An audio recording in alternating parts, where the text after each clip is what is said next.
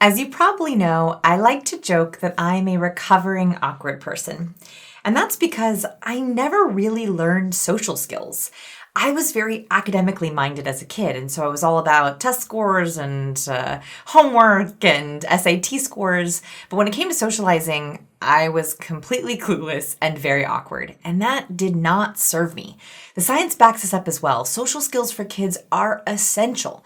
There was one 20-year mega study where they looked at kindergartners and they followed them for 20 years. They found that the kindergartners who were rated as more helpful and willing to share ended up 20 years later being far more successful. They attained more higher education and they also were able to hold full-time jobs. Whereas the kindergartners who had trouble with sharing and being helpful had more substance abuse issues, had more trouble with the law, and had a harder time holding employment.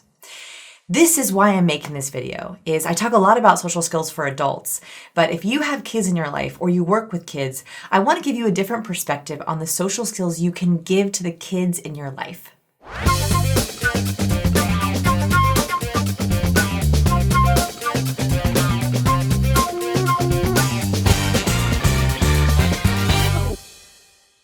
Skill number 1, be proactive. I think one of the best social skills we can give kids is teaching them how to be socially assertive. Assertiveness is an interesting idea that's recently come up where it's about setting boundaries, being able to say no, being able to state your needs. And that's actually a social skill. I want to give you an example of how this works with kiddos. So I once was overhearing a little conversation on the playground between two kids. And it went like this. So one kid was playing with trucks and the other kid was playing in the sandbox. And the kid with the truck brought his little truck over to the sandbox and they started to play. And the kid said, "I like your truck." And the other kid said, "I like you too." And he said, "I like you." And he said, "I like you." And they had a little "I like you" back and forth. That is a seed of social assertiveness. It's being able to state your preferences and your needs. A lot of the time what happens, I don't know if you've found this with you in your social experience as an adult, is we tend to withhold our liking. We think, I don't want to be the first liker because I don't want to be rejected. And so we try to play it cool. And you see this happen with kids as they get older into their tween and teen years. They withhold their liking. They don't want to look like they're too interested. They don't want to look like they're too engaged. And this doesn't serve them because then they miss opportunities for friendship. It also spills over into their ability to state their needs. So with little ones, especially under the tween age, so 12 and below, you're best off teaching your kids to be assertive with their liking. If they like a kid or if they want to be friends, you should encourage them to say, "I like you. Can I be your friend? Can we hang out? Can I play with you?" "Can I play with you" is one of the best phrases you can teach your child. It teaches them to be socially assertive in a positive way, and that will have spillover effects later in life when they have to be socially assertive in negative ways by setting up their boundaries. So teach your kid to share their liking. Teach the children in your life to say, "Will you play with me?" with kids and people that they like.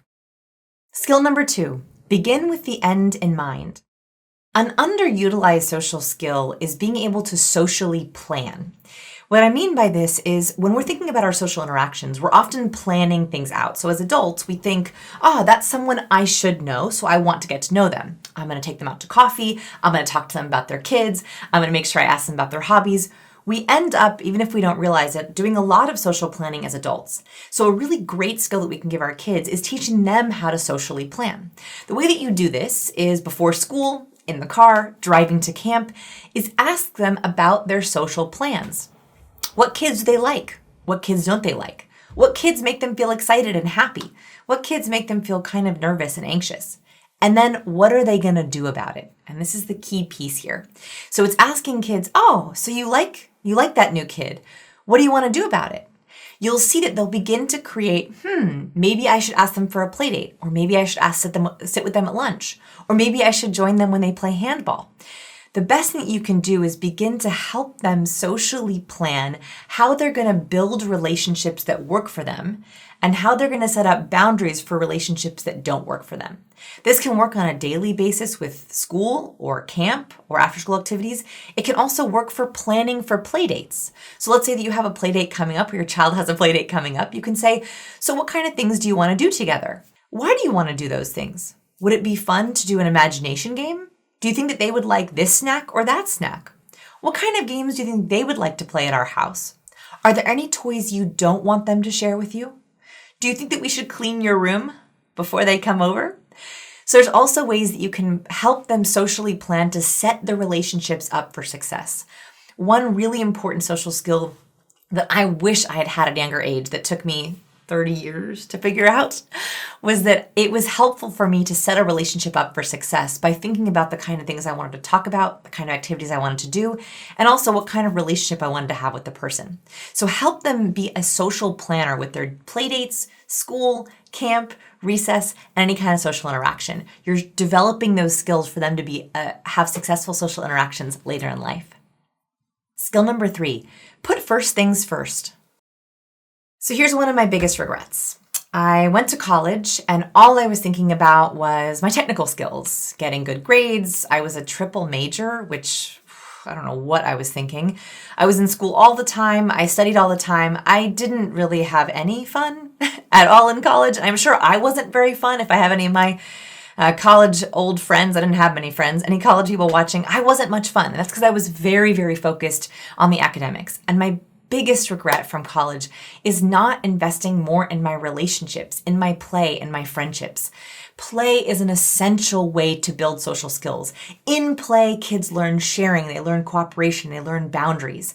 And so I want you to talk to your kids about putting play first, about not just going to school, but going to school for recess. I think as parents, we tend to forget this with our kids, right? So my daughter's only 2.5. She's not in school yet. And I already find the tendency for her to learn her letters. Oh my gosh, I'm doing it for her too, for her to learn her numbers, for her to learn the alphabet.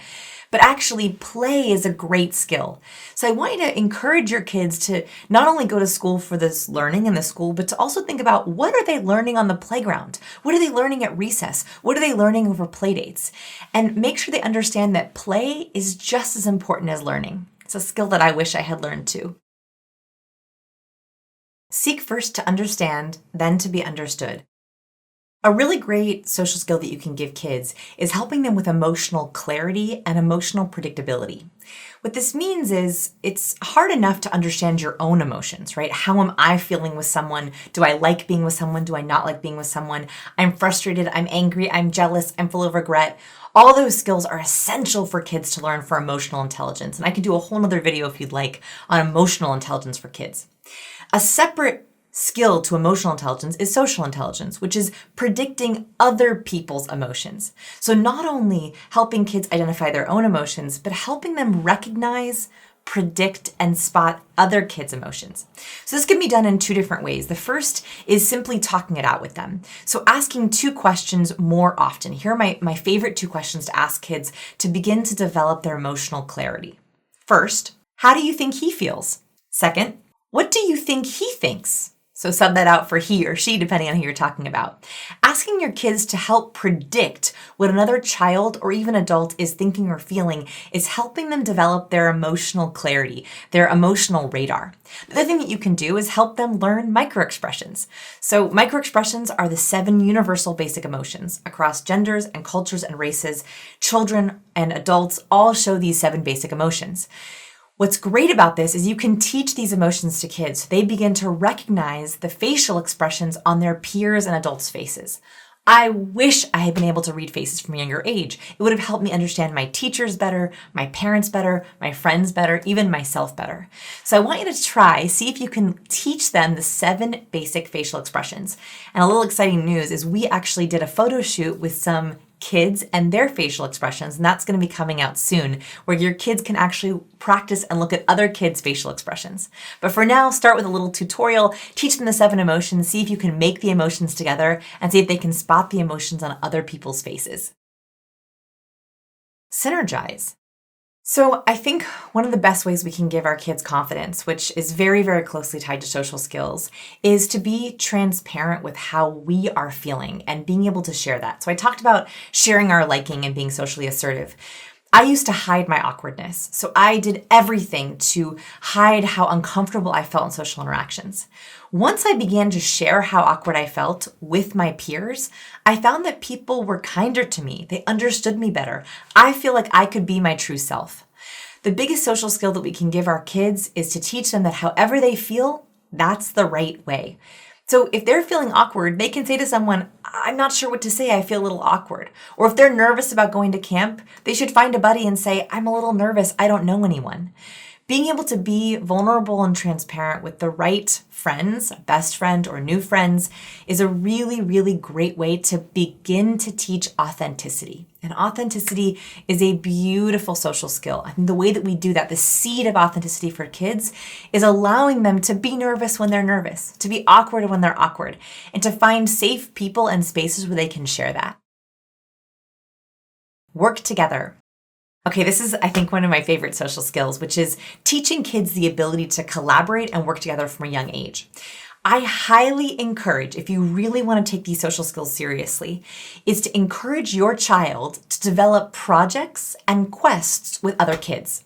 There is nothing better than two kids getting together on a weekend and deciding that they are going to set up a lemonade stand, or that they're going to learn how to wash cars for everyone on the block, or that they're going to build a treehouse, or that they're going to learn how to build a fort. Every single time that your child develops a quest or a goal or a project with another child, it is amazing for bonding and self-esteem. First, they have to negotiate with their other kid. They have to pick the right partner. They have to follow through. They have to plan. They have to get skills. They have to actually set up the project or the quest they want to do. It's a secret way to give them social skills for when they're going to have to do things at work, when they're going to have to work with people in college, when they're going to have to do things on the job. I highly encourage you, at least one weekend a month or one playdate a month, to encourage your kid to find another kid to develop a quest with, a project, something to build, learn, or do together. If you dedicate one playdate or one weekend a month to this, I promise you will begin to help see their collaboration, their sharing, their negotiation, their planning skills accelerate. And this often happens with kids alone, right? We do a project with our kid as an adult, but it's really important to set them up to do projects or collaborations or quests with other kids. That's one of the best ways you can quickly develop lots of social skills. Be indistractable. So my last skill is actually an entire another interview I did, which is teaching our children how to manage technology, how to manage this world where we're constantly getting pinged and zinged and ringed from our phones and our social media accounts. And we have to teach them how to get into deep work. I did an entire interview with one of my favorite authors and friends, Nir Eyal, on how we can teach our kids to be indistractable. Be sure to watch that video next to round out all of these social skills. If you liked this video, please give it a like and share below in the comments what social skill I missed. What social skill did you wish that you had as a kid, or how do you teach the kids in your life social skills?